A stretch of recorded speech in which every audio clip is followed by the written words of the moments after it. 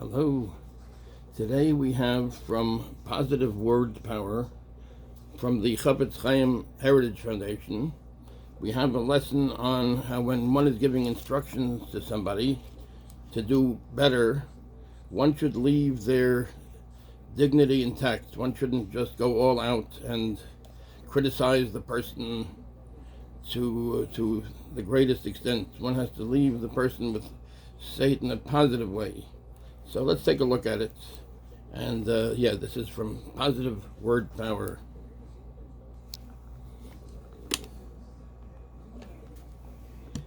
One minute.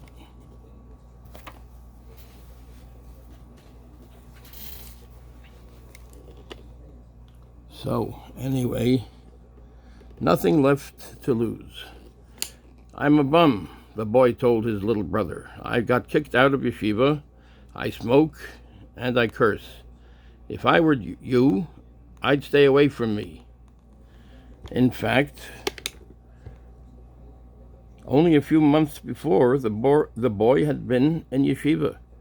He was far from a star student, but he came to class. His language was indeed occasionally coarse, but that was not so unusual among his group of friends. It had been a quick descent from those days to the dismal present. What initiated his descent? It was a conversation with the school's new dean, who had overheard the boy discussing a Rebbe with his friend. The language the boy was using burned in the dean's ears. He could not let such behavior go unnoticed. Look at you, the dean scolded, an expression of disgust on his face. You talk like a bum off the streets. You're heading straight down the tubes. You'd better shape up if you want to keep your seat in this yeshiva. The truth was the boy didn't want his seat. Learning was too hard. Sitting still for so many hours drove him crazy. He never would amount to anything. He was now sure, because he didn't have it in him to shape up. He might as well just be the bum he was destined to be. Stop fighting it and let it happen. No doubt the dean thought he was motivating the boy to make a radical change in his ways. His tough talk was calculated to let the boy know that his infraction was serious and his behavior would not be tolerated. Instead, the rebuke knocked the last vestige of self-esteem out of the boy. An all-out tongue-lashing might seem like an appropriate tool in some cases. However, one can never achieve something positive if one does not leave the other person with his dignity intact. If he only absorbs the message that he is worthless, he will see as futile any effort to improve. The only path from that point is downward. If one really wishes to awaken someone to the error of his ways and inspire him to improve, it is essential to build that person's sense of dignity.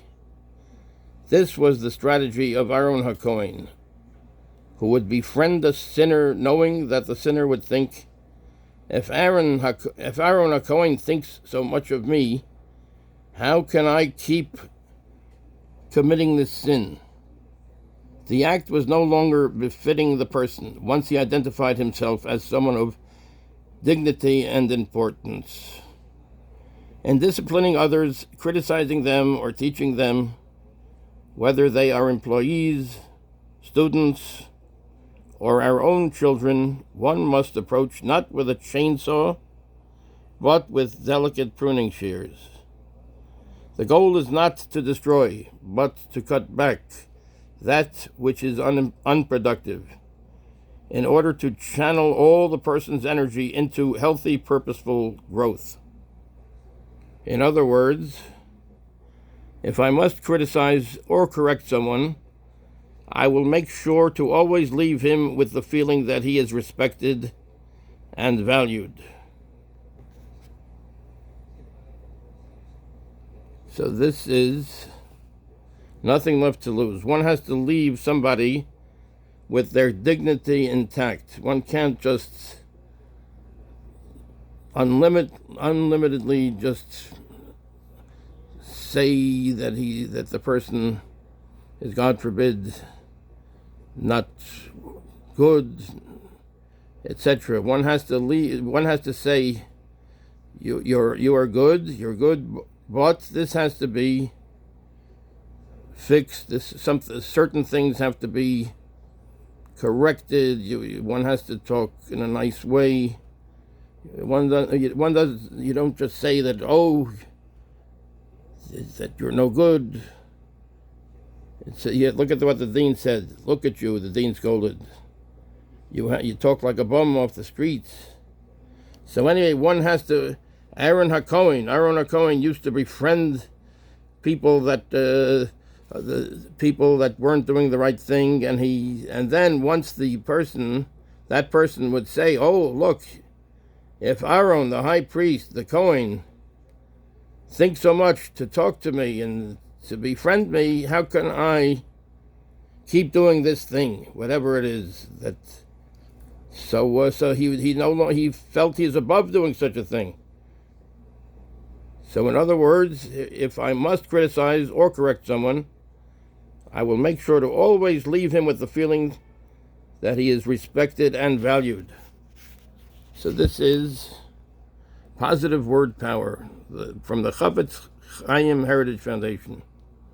Building a better world with the words you speak.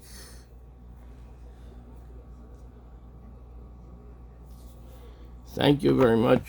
Thank you. All should be good for you guys, and thank you very much. Be well.